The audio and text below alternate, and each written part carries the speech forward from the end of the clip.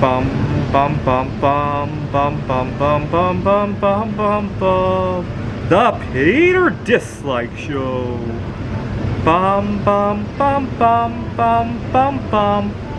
Well, next week we have Earth Day, and I hope you will join me in hunt brothering some of the elements that will be used heavily in making our Earth green, especially Tellurium.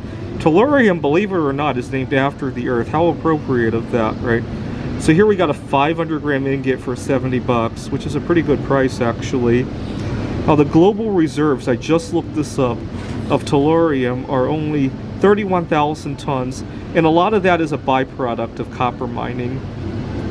In the crust as a whole, Tellurium is about 8 times rarer than gold.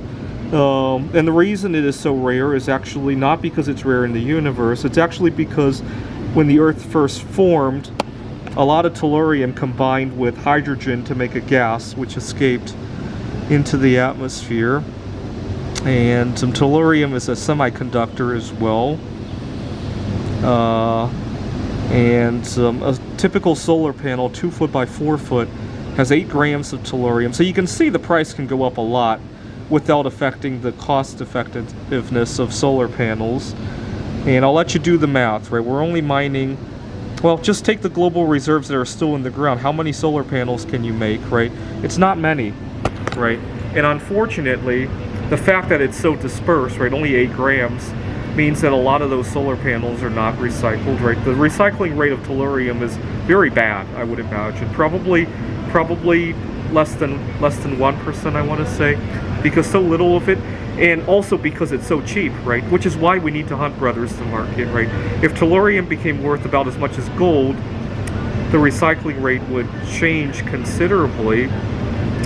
Now, what I'm really excited about is there is another isotope of polonium which has a much longer half-life, and I suspect you can use that stuff similar to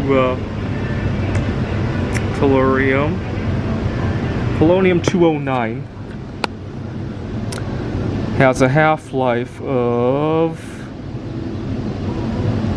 124.3 years, and it's a full metal, right? Unlike tellurium, which is only a semi-metal, but incredibly toxic, probably even more so than 210, because it decays with, let's see the decay mode.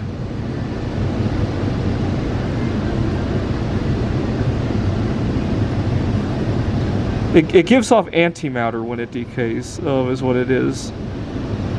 Yeah, beta plus.